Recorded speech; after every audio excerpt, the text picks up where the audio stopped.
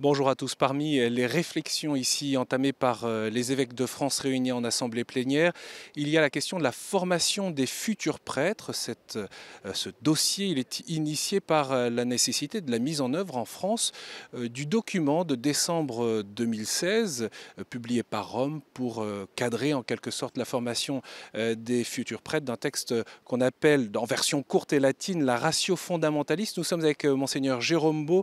Bonjour Monseigneur. Bonjour. Vous êtes président de la commission épiscopale pour les ministres ordonnés et les laïcs en mission ecclésiale. Au fond, quelles sont les évolutions que propose ce texte et en quoi est-ce que c'est un enjeu fondamental pour l'Église?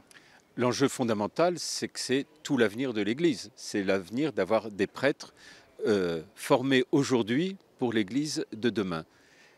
Ce qui est nouveau, c'est la manière dont on va prendre la formation comme une formation intégrale.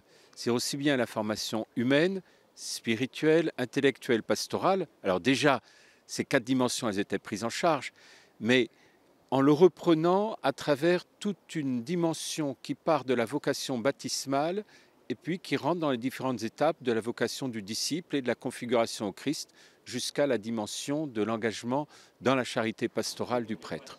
Alors le secrétaire de la Congrégation pour le clergé est venu de Rome pour rappeler au fond le fondement ou les grandes idées de ce texte romain. Quelles sont les 4 nouvelles étapes en quelque sorte de la formation des futurs prêtres? Alors la grande nouveauté, c'est qu'on n'est pas à un moment où on pourrait se dire il y a la formation au séminaire et après c'est terminé, on passe à autre chose. Non, la formation permanente prend sa source dans la formation initiale. Les étapes principales, c'est l'année de propédeutique, de fondation dans le Christ, qui est maintenant nécessaire et obligatoire, ça c'est une nouveauté. Ensuite, la formation de disciples missionnaires, c'est la formation qui était l'équivalent du premier cycle, et la formation de configuration au Christ, où peu à peu on se laisse former dans notre homme intérieur pour pouvoir être disponible à l'ordination sacerdotale, qui est précédée d'un temps d'engagement dans la pastorale pour entrer encore plus dans une dimension d'écoute, de fraternité, d'humilité avec le peuple de Dieu. Monseigneur Patron Nwang a demandé aux évêques à ce qu'ils consacrent leurs meilleurs prêtres à temps plein pour cette formation. Est-ce que c'est possible? Oui, c'est possible, parce que actuellement nous avons 32 lieux de formation.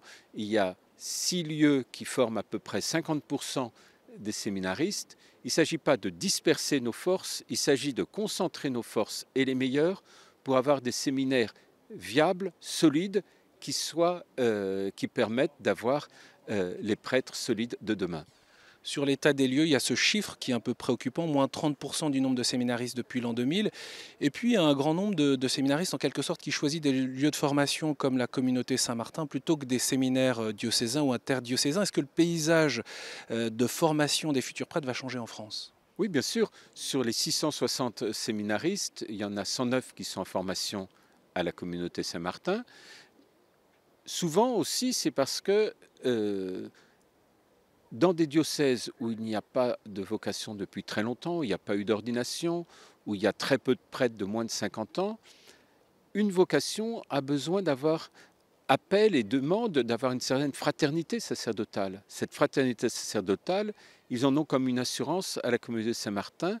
Et la question qui est posée, c'est plus comment vivre le partage, la solidarité entre les diocèses pour pouvoir offrir cette fraternité à tous les futurs et jeunes prêtres. On sait que la question des séminaires, de la formation des prêtres, ça a été en quelque sorte une question taboue ici entre évêques, en assemblée plénière, peut-être du fait des divergences. Mais écoutez, ces jours-ci, en entendant les forums, j'ai vraiment le sentiment qu'on est passé à une période où on est vraiment capable de se dire les choses, de dire nos différents projets, de dire nos questions et d'envisager un avenir commun. Le dialogue maintenant est tout à fait ouvert. C'est donc en tout cas un dossier que nous allons suivre à la fois dans les mois qui viennent, les années qui viennent. Merci beaucoup, Monseigneur Beau. Bien sûr, les évêques ici poursuivent leurs travaux en assemblée plénière. Il a été question de la synthèse de ces fameux questionnaires en vue de la préparation du synode sur les jeunes, qui parle aussi de la pastorale des vocations. Ce sera en octobre 2018 à Rome. Nous en parlerons dans un prochain flash. Merci beaucoup pour votre fidélité. À très bientôt donc.